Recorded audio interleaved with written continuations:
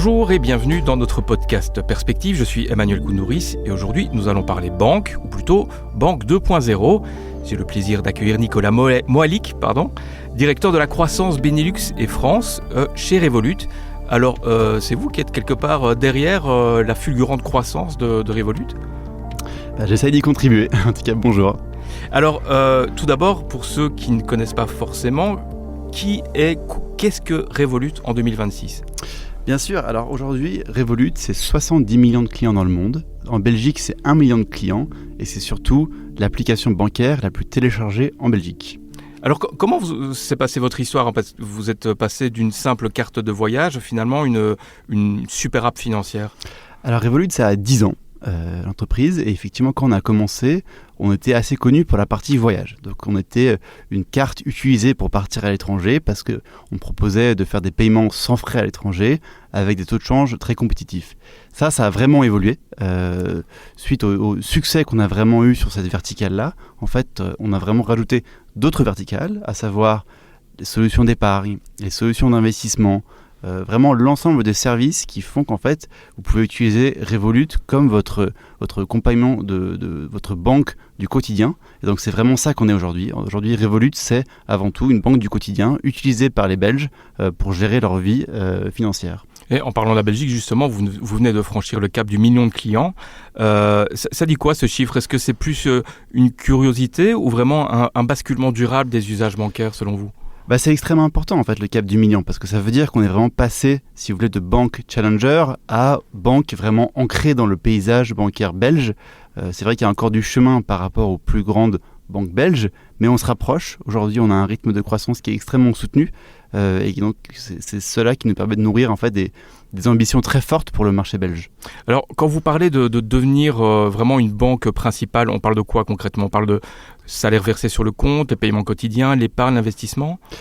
Alors, c'est ça qui est vraiment intéressant parce que, si vous voulez, historiquement, la notion de banque principale était toujours associée au salaire. Et en fait, cette notion-là, elle a vraiment évolué depuis quelques années, et notamment grâce à des acteurs comme Revolut.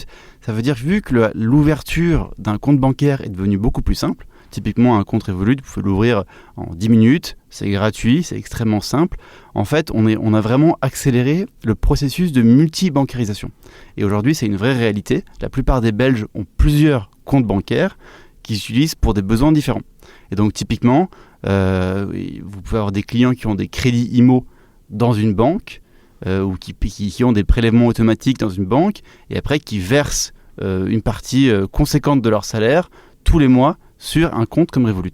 Donc aujourd'hui, Revolut, si vous voulez, dans l'évolution qu'on a pu faire sur ces 10 dernières années, on est vraiment passé d'un compte qui était utilisé pour des besoins ponctuels à aujourd'hui un compte de flux. Ça veut dire que tous les mois, nos clients mettent de l'argent sur leur compte pour dépenser et de plus en plus mettent directement leur salaire. Et ça, c'est vraiment l'évolution qu'on voit très très notable depuis, on va dire, 2 ans, depuis l'introduction de l'IBAN belge, que maintenant de plus en plus de clients sont allés vers cette idée de mettre directement leur salaire sur leur compte Revolut. Alors, mais il manque encore quelques éléments pour devenir vraiment une banque principale, comme les crédits IMO, les crédits conso que vous n'avez pas encore, mais c'est au programme ?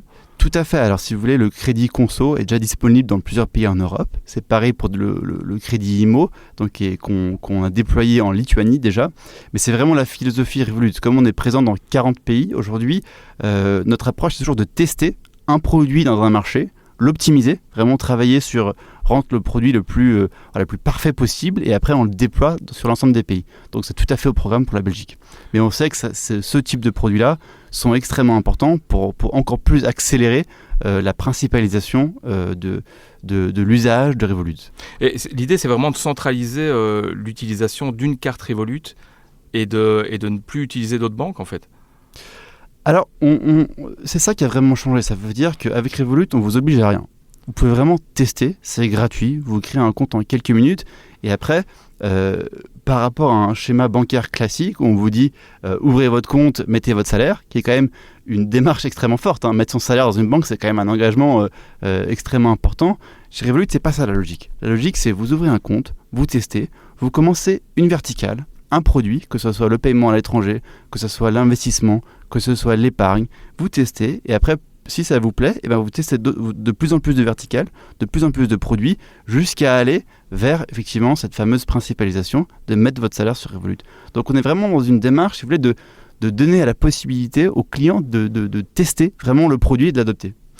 Alors, je parlais de Banque 2.0, on sent que c'est très neuf comme concept. C'est quoi le profil type du client Revolut en Belgique ? Alors aujourd'hui, on va dire qu'une grosse moitié, 60% de nos clients ont moins de 35 ans. Donc souvent on dit que les clients Revolut sont jeunes, ils ne sont pas si jeunes, donc il y a plus de 40% des clients qui ont plus de 35 ans, donc c'est assez équilibré en fait. Aujourd'hui, je pense que la banque en ligne, ça parle à tout le monde en fait. Ça veut dire qu'on est vraiment sur une évolution d'usage extrêmement forte aujourd'hui, avec Revolut qui... Notre mission, c'est vraiment de redéfinir l'expérience bancaire telle qu'elle a été connue jusqu'à présent. C'est pour ça qu'on a été élu 2 années de suite la meilleure banque en ligne au monde. Et c'est vraiment sur ça qu'on s'affaire de créer quelque chose de vraiment différent. C'est comment on révolutionne l'expérience bancaire telle qu'elle a été connue. Et donc, ça passe évidemment par de l'expérience utilisateur. Ça passe aussi par des produits qui sont uniques. Donc typiquement, si je prends le cas de la Belgique, on est la seule banque à offrir des intérêts payés tous les jours sur votre épargne. Et c'est vraiment ça, la philosophie Revolut. Comment on arrive à proposer des produits qui sont uniques sur le marché. Je prends un deuxième exemple, ça va être tout ce qui est paiement à l'étranger. Alors, nous, Revolut, au-delà de vous proposer des paiements sans frais, on vous propose un compte multidevises. Qu'est-ce que ça veut dire ? Ça veut dire qu'en 3 clics, vous arrivez à changer vos euros pour des yens, pour des dollars, pour vraiment la devise de votre choix directement dans l'application. Donc ça vous offre vraiment une transparence et un accès qui est aujourd'hui incomparable. Et selon vous, c'est vraiment ces nouveautés qui poussent les clients à quitter une banque traditionnelle qui est peut-être un concept peut-être un peu du passé quelque part ou pas ? Il y a 2 choses. Il y a à la fois les produits. Donc à quel point les produits arrivent à bouleverser les produits existants, et il y a la partie prix, il y a la partie compétitivité de l'offre. Et ça, c'est vraiment important. Alors en Belgique, c'est assez compétitif, c'est vrai qu'il y a beaucoup de comptes gratuits comme Revolut, mais nous, la carte tarifaire, elle est vraiment en fait sur l'ensemble. Ça veut dire que dans la banque, souvent ce que les clients reprochaient en banque, c'était les frais cachés. Ça veut dire des frais qui sont appliqués... sur des cartes, sur des agios, sur des points très spécifiques. Et c'est vraiment sur ce point-là que Revolut va apporter beaucoup de transparence, c'est sur les frais, avec une démarche vraiment de transparence totale sur l'ensemble des frais qui sont appliqués. Mais on a vu pourtant que certains se sont plaints justement du manque de transparence par rapport, je crois que c'était le mois d'essai gratuit, où finalement des frais avaient été quand même ponctionnés. Est-ce que pour vous c'est quelque chose qui n'est pas... problématique ? Alors ça, je pense que c'est un cas un peu spécifique. Ça veut dire que le modèle Revolut, c'est un modèle, on va dire, freemium. Ça veut dire qu'aujourd'hui, vous pouvez avoir un compte totalement gratuit. La seule chose il y a des conditions d'usage. La seule chose que vous payez, si vous voulez une carte, c'est les frais de livraison, parce qu'effectivement, on n'en voit pas. Il y a des frais qui sont associés. Mais après, vous avez la possibilité de passer sur les abonnements payants. Et donc, on a plusieurs formules. Et donc, pour encourager les gens à tester ces abonnements, effectivement, parfois on leur propose des mois offerts, des mois de test pour qu'ils puissent prendre en main le service. Et donc, voilà, c'est comme ça qu'ils le découvrent. Alors, j'aimerais parler de fraude. La fraude dans le système bancaire, elle est quand même très très présente. Et Revolut a une réponse à cette fraude qui inclut l'intelligence artificielle. En quoi elle peut vous aider ? Alors il faut savoir que la fraude dans le secteur bancaire, c'est vraiment quelque chose d'endémique. Aujourd'hui, c'est quelque chose qui est problématique pour l'ensemble du secteur. On voit que la cause principale aujourd'hui de la fraude, c'est souvent les pubs sur les réseaux sociaux. Donc aujourd'hui, il y a beaucoup de pubs frauduleuses. Nous, donc c'est vraiment un de nos chevaux de bataille aujourd'hui, de lutter contre toutes ces pubs frauduleuses qui se retrouvent sur les réseaux. Et en fait, ça touche toutes les banques. Donc c'est vraiment, que ce soit des banques traditionnelles, des banques en ligne, vraiment tout le monde est associé au problème. Et donc c'est vraiment là que l'IA pour nous est un allié incroyable en fait. Avec tous les modèles qu'on a pu déployer, on a vu qu'aujourd'hui on a réussi à multiplier par 10 le nombre de cas de fraude qu'on arrive à traiter par jour. Et ça, c'est une avancée majeure pour nous, dans la lutte, pour nous et pour l'ensemble de l'industrie, d'arriver à utiliser l'IA pour contrer la fraude. Et qu'est-ce que votre IA voit qu'un système bancaire classique ne voit pas ? En fait, l'IA, la richesse de l'IA, c'est l'analyse des données. Et en fait, dans les cas de fraude, ce qui est difficile, c'est la créativité. Ça veut dire qu'il y a toujours des nouvelles fraudes en fait, qui sont inventées en permanence. Et grâce à l'IA, en fait, on arrive à détecter des faisceaux d'indices. Et comme on est dans une analyse absolument monstrueuse en permanence de data, c'est ça qui nous permet proactivement d'identifier des cas de fraude. Et est-ce que justement l'utilisation de l'IA, ça va peut-être permettre aussi de ne pas être trop en arrière dans la course permanente entre fraudeurs et banques ? Exactement. En fait, c'est là où c'est une arme formidable pour pouvoir détecter quasiment en temps réel quand on pense qu'il y a des cas qui sont problématiques. Alors, je voulais passer maintenant à une des critiques qu'on peut faire aux néobanques, c'est-à-dire l'absence d'interlocuteur humain en cas de problème. C'est le cas de Revolut. Est-ce que pour vous, c'est un problème ? C'est quelque chose que vous voudriez régler ou quelle est votre position par rapport à ça ? C'est une question qui est intéressante, parce qu'aujourd'hui, on voit quand même que l'usage a quand même fondamentalement évolué. Ça veut dire qu'aujourd'hui, quand vous voyez votre relation avec des IA, avec des LLM, que ce soit un ChatGPT, un Mistral, un Anthropic, aujourd'hui, vous avez complètement l'habitude de gérer votre vie, de poser des questions en permanence à votre IA sur n'importe quel sujet. Et en fait, c'est là où Revolut, on est idéalement placé pour préparer la banque du futur. Parce qu'aujourd'hui, 85% des questions de nos clients sont résolues par des IA. Et après, s'il y a des questions qu'on n'arrive pas à résoudre via IA, c'est là où vous basculez effectivement sur un humain qui va répondre à votre problématique.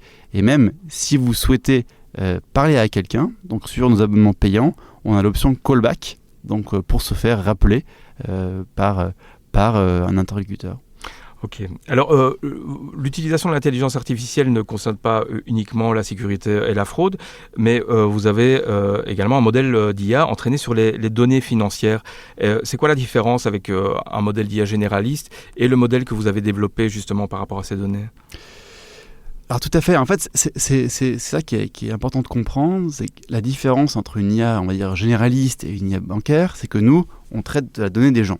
Et surtout, on le traite dans un vase clos. Ça veut dire que la richesse de l'IA bancaire, ça va être de pouvoir analyser des centaines de millions d'informations pour pouvoir proposer des données, des informations très personnalisées aux clients. Et ça, c'est impossible à faire avec une IA généraliste, parce que vous n'allez pas communiquer toutes vos informations bancaires à un tiers. C'est vraiment votre banque aujourd'hui qui est garant de ça.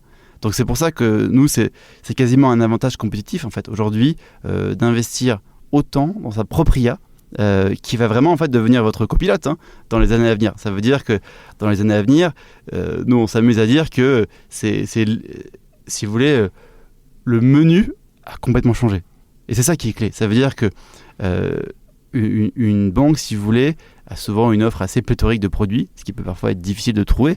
Demain, on n'est plus du tout là-dedans. On est vraiment dans une conversation qu'on aura avec un agent IA pour lui dire voilà, peux-tu m'expliquer ce que j'ai dépensé le mois dernier, sur quoi je peux optimiser.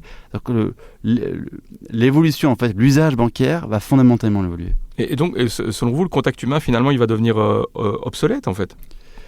Pas obsolète, mais différent. Ça veut dire qu'aujourd'hui, il y a quand même une très très grande partie des choses qu'on peut gérer directement avec de l'IA. Et justement, cette utilisation de l'IA, est-ce que ça va, par rapport aux jeunes générations, est-ce que ça va les rendre meilleurs gestionnaires de l'argent ou ça va les rendre plus passifs ?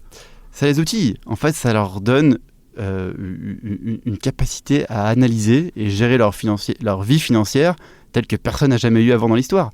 Ça veut dire qu'ils ont, en 2 clics, vraiment une analyse très précise de ce qu'ils font, comment optimiser, comment gérer leur vie financière.